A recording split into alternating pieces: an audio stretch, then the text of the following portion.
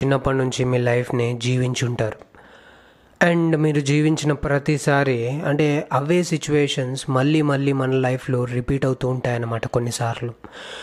ఇలా రిపీటెడ్ సైకిల్స్లో ఎప్పుడైతే మనం ఉంటామో అది నెవర్ ఎండింగ్ ప్రాసెస్. అంటే ఆ సైకిల్స్ నుంచి మనం బయటికి రాలేమన్నమాట. అండ్ మనం ఎప్పుడైతే ఈ సైకిల్స్ నుంచి బయటికి రాలేమో అప్పుడు దాని అర్థం మనము ఏమీ ఎవాల్వ్ కాలేదని అర్థం. మనం అవేర్గా లేము మన గురించి అని అర్థం. మన గురించి మనకు అసలు తెలియదని అర్థం. మనల్ని మనం హీల్ చేసుకోవట్లేదు, ఇంకొక లెవెల్కి హయ్యర్ లెవెల్కి మనం చేరట్లేదు అని అర్థం అన్నమాట. సో ఎప్పుడైతే మనం ఈ సైకిల్స్ నుంచి దూరం వచ్చేస్తాం అంటే ఎలా చెప్పాలి అని అంటే, మీరు ఒక 3 years బ్యాక్ ఒక అమ్మాయిని లవ్ చేశారు. అప్పుడు ఒక 10 months తర్వాత మళ్ళీ బ్రేకప్ అయిపోయిందనమాట. సో మళ్ళీ 3 years తర్వాత అంటే ఇప్పుడు ప్రజెంట్లో కూడా మళ్ళీ ఇంకో అమ్మాయి వచ్చింది మీ లైఫ్లోకి. మళ్ళీ మీకు అదే 10 monthsలో మళ్ళీ బ్రేకప్ అయింది. అప్పుడు పడ్డ బాధే ఇప్పుడు పడుతూ ఉంటారనమాట. సో అంటే ఈ సైకిల్స్ అనేవి ఇలాగే రిపీట్ అవుతాయి. అంటే ఒక్కసారి జరిగిన ఒక ఇన్సిడెంట్ మళ్ళీ ఫ్యూచర్లో అలాగే జరుగుతుందనమాట. సో ఇలా జరగకుండా అంటే ఈ ట్రాప్లో మనం పడకుండా, ఈ సైకిల్స్లో మనం పడి కొట్టుమిట్టాడకుండా మనం చేయాల్సింది ఏంటి అని అంటే, మనం అవేర్ అవ్వాలి. అంటే మన లైఫ్లో ఏం జరుగుతుందో, మన పర్సనాలిటీ ఏంటో, దాన్ని అంటే ఏది మారిస్తే మనం ఈ సైకిల్స్ నుంచి బయటపడొచ్చు. అంటే ఈ డెస్టినీ అనేది ఒకటి ఉంటుంది కదా, అంటే కర్మ అనేది ఒకటి ఉంటుంది కదా, దీని నుంచి బయటపడడానికి మనం ఏం చేయాలి అని అంటే స్పిరిచువల్గా అవేకన్ అవ్వాలి. అంటే మనల్ని మనం రీఇన్వెంట్ చేసుకోవాలి, మన బ్రెయిన్ని మనం రీబూట్ చేసుకోవాలన్నమాట. సో ఎప్పుడైతే మన బ్రెయిన్ని మనం రీబూట్ చేస్తామో, మన పాత గాయాలు, ఎప్పటి నుంచో ఉన్న గాయాలని, మన మైండ్లో ఉన్న గాయాలని మనం క్యూర్ చేస్తామో అప్పుడు మాత్రమే ఈ సైకిల్స్ నుంచి, ఈ ట్రాప్స్ నుంచి బయటపడగలం. అండ్ ఇది మనం సిమెన్ రిటెన్షన్ జర్నీతో చేయగలం. ఎందుకు అని అంటారా?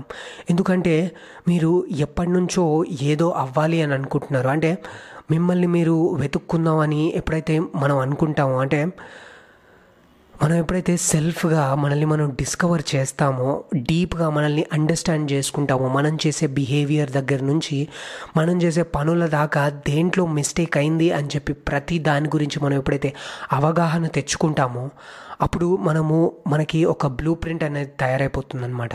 సో ఆ విషయాలు, ఆ ఆలోచన, ఆ మైండ్ సెట్ నుంచి మనం ఒక కొత్త మైండ్ సెట్కి వెళ్ళడానికి, కొత్తగా మనం ఆలోచించడానికి, ఒక కొత్త పారాడైమ్ని మనం దాన్ని సృష్టించడానికి మనకి ఆ పవర్ అనేది ఎప్పుడు వస్తుంది అని అంటే, మనం ఎప్పుడైతే మనల్ని అనలైజ్ చేసుకుంటామో, మన లైఫ్ గురించి మనం అవేర్గా ఉంటామో, మనం చేసే పనుల్లో అంటే ప్రతి పనిలో కాన్షియస్గా ఉంటామో అప్పుడు మాత్రమే మన లైఫ్ని మన కంట్రోల్లోకి తీసుకోగలం. అండ్ ఈ ప్యాటర్న్స్లో, ఈ కర్మలో పడకుండా ఉండగలం అన్నమాట. సో మనము ఖచ్చితంగా దీని నుంచి బయటికి రావాలి, సైకిల్స్ నుంచి బయటికి రావాలి, ప్యాటర్న్స్ నుంచి బయటికి రావాలి. ఒక కొత్త మిమ్మల్ని మీరు తెలుసుకోవాలి అని అంటే మనం చేయాల్సిందే మనల్ని మనం కొత్తగా రీఇన్వెంట్ చేసుకోవడం.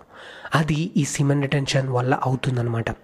అంటే మెడిటేషన్స్ వల్ల కూడా అవుతుంది. అంటే మనం ఎప్పుడైతే కంటిన్యూస్గా మెడిటేషన్స్ చేస్తామో మనకి మనమే అంటే మన హార్ట్ని హీల్ చేసుకుంటాం. ప్రతి ఒక్క చక్ర ఎందుకు యాక్టివేట్ అవుతుంది మెడిటేషన్ చేయడం వల్ల అని అంటే, మన బాడీలో ఉండే ఆ నెగటివ్ థాట్స్ అనేవి ఒక్కొక్క పార్ట్లో స్టోర్ అయి ఉంటాయి. మీకు కోపం వస్తే మీ హార్ట్ దగ్గర స్టోర్ అవుతుంది, మీకు బాధ అనిపిస్తే మీ మైండ్లో స్టోర్ అవుతుంది, మీకు ఏదైనా విషయం అంటే యాంగ్షియస్గా ఫీల్ అవుతే కిడ్నీలో ఆర్ లివర్లో, ఇలా ఒక్కొక్క పార్ట్కి ఆ ఫ్రస్ట్రేషన్ అనేది, ఆ నెగిటివ్ ఎమోషన్ అనేది కట్టుబడి ఉంటుంది అనమాట. అంటే దానికి అంటుకొని ఉండడం వల్ల స్ట్రెస్ అవుతుంది, ఆ మజిల్ అనేది స్ట్రెస్ అవుతుంది, లేకపోతే ఆ నర్వ్ అనేది స్ట్రెస్ అవుతుంది అనమాట. అంటే నేను జస్ట్ ఎగ్జాంపుల్ కోసం చెప్తున్నాను, ఇవే అవుతాయి, ఇలాగే పర్ఫెక్ట్గా ఈ యాంగర్కి ఇలాగే అవుతుంది అని నేను చెప్పట్లేదు, జస్ట్ అర్థం చేసుకోండి. సో అలా ఒక్కొక్క పార్ట్లో ఆ స్ట్రెస్ అనేది, ఆ చిన్న చిన్న వూండ్స్ అనేవి అక్కడక్కడ స్కిన్లో మనకి తెలియకుండా అవి స్టోర్ అయిపోయి ఉంటాయి అన్నమాట.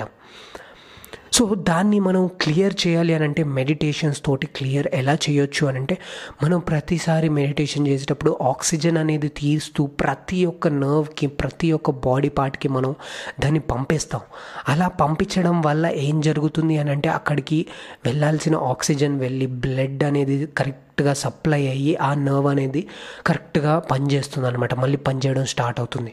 సో ఈ సీమన్ రిటెన్షన్ చేయడం వల్ల కూడా అంటే సిమినల్ ఫ్లూయిడ్ ఈ ప్రపంచం అంతా పనిచేసేది ఈ సెక్షువల్ ఎనర్జీ మీదనే గైస్. మీరు అనుకుంటూ ఉంటారు, అంటే నేను చిన్నప్పుడు అడుక్కునేవాడిని, అంటే నేను చాలా వియర్డ్గా ఉండేవాడిని, చాలా డిఫరెంట్గా ఉండేవాడిని, నన్ను ఎవ్వరూ అర్థం చేసుకునే వాళ్ళు కాదు, ఎందుకు నేను ఇలా ఉన్నాను అని చెప్పి చాలా బాధపడ్డాను.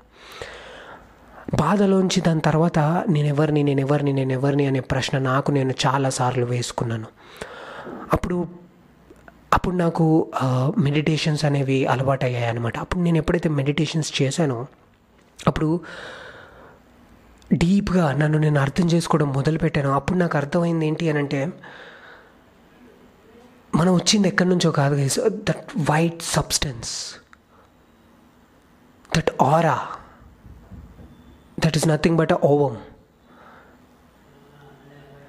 అండం నుంచి పిండం నుంచి వచ్చాం మనం, అంతే. అదే ఎండ్ ఆఫ్ ద డే మనం ఎక్కడికి దీన్ని తీసుకెళ్తావు అంటే, ఎక్కడి నుంచి వచ్చావు అని అంటే అక్కడి నుంచి వచ్చావు, సెక్షువల్ ఎనర్జీ నుంచే వచ్చావు నువ్వు. అదే. సో దాన్ని మనం స్టోర్ ఎప్పుడైతే చేస్తామో అక్కడి నుంచే వచ్చాం కాబట్టి దాన్ని మనం క్రియేటివిటీ లాగా మార్చవచ్చు అండ్ ఆ ఎనర్జీని ట్రాన్స్మ్యూట్ చేయవచ్చు. చాలా విషయాలు దాంతో లింక్ అయి ఉన్నాయి. ఎందుకంటే ఈ వరల్డ్ అనేది పని చేసేదే ఈ ఎనర్జీతో, ఈ ఆరాతో. మనకు ఉండే ఆరా అనేది ఏంటి అని అంటే, మనం ఇంకా కూడా ఒక ఆరాలో ఉన్నట్టే, ఒక రౌండ్ షేప్డ్ ఒక బాల్లో ఉన్నట్టే. మనం మమ్మీ కడుపులోంచి బయటకు వచ్చిన మనం ఆరాలో ఉన్నట్టే. మన బాడీ ఫిజికల్ ఈ ఫ్లెష్ అనేది this is nothing but sperm. ఒక స్పర్మ్ అనేది మనిషిలా తయారైంది, ఇలా తయారైంది. ఒక ఎనర్జీని అంటే ఒక ఫిజికల్ బాడీని క్రియేట్ చేయగలిగింది. అంతే. ఎండ్ ఆఫ్ ద డే మనం కరెక్ట్గా మనం అనలైజ్ చేస్తే అక్కడికే వస్తాం మనం.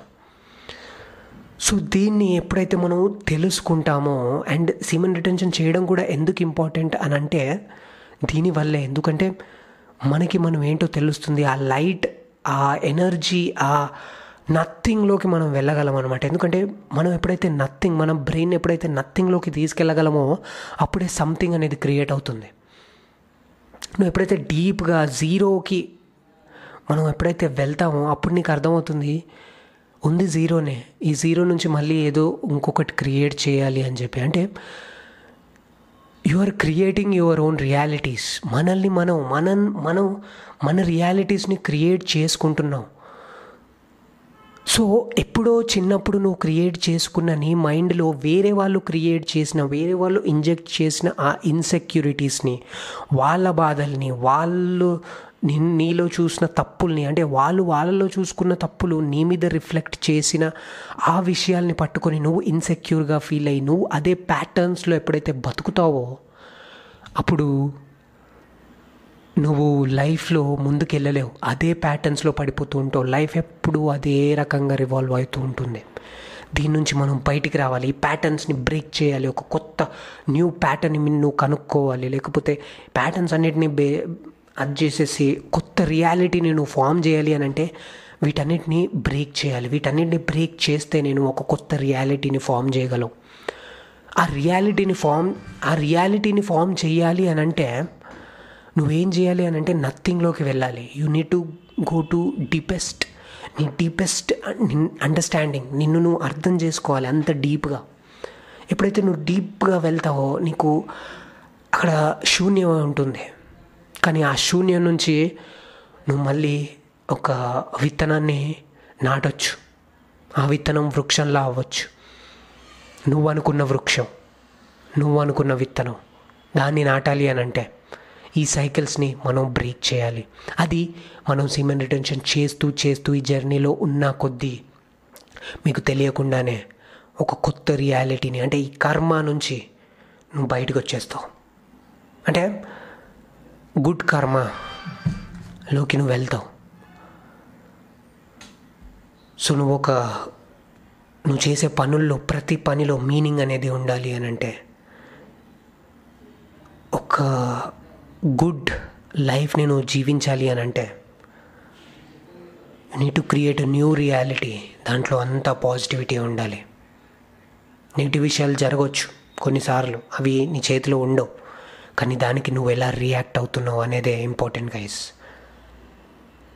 సో అలాంటి రియాలిటీని నువ్వు క్రియేట్ చేయాలి అని అంటే ఈ సీమెన్ రిటెన్షన్ జర్నీని నువ్వు కంటిన్యూ చేయాలి చాలా రోజుల వరకు. అంతే గైస్. మీకు ఇవన్నీ ప్యాటర్న్స్లో అలాగే ఉండాలి, బాగున్నాయి ప్యాటర్న్స్ అని అంటే చేయాల్సిన అవసరం లేదు మీరు. అంటే మనం దేవుడికి పూజించడం వల్ల కూడా కొంత లాభం అనేది కలుగుతుంది. అండ్ జస్ట్ ఈ ప్రాక్టీస్ ఒక్కటి చేయడం వల్లే జరుగుతుంది అని నేను చెప్పట్లేదు. There are lot of healing techniques. చాలామంది వాళ్ళ ప్యాటర్న్స్ని బ్రేక్ చేయగలుగుతారు కాన్షియస్గా. అంటే మనం ఎప్పుడైతే అవేర్నెస్ అనేది వస్తుందో ఒక మనిషికి, ఖచ్చితంగా మనం ప్యాటర్న్స్ అన్నిటిని బ్రేక్ చేస్తాం. ఆ అవేర్నెస్ తీసుకొచ్చే ఒక ప్రక్రియ, వన్ ఆఫ్ ద ప్రక్రియ ఈ సీమెన్ రిటెన్షన్ జర్నీ. అదే నేను మీకు ఈ వీడియో ద్వారా చెప్పాలనుకున్న విషయం. సో చాలా క్లుప్తంగా చెప్పాను. వీడియో నచ్చితే లైక్ చేయండి, షేర్ చేయండి అండ్ సబ్స్క్రైబ్ చేయండి గైస్.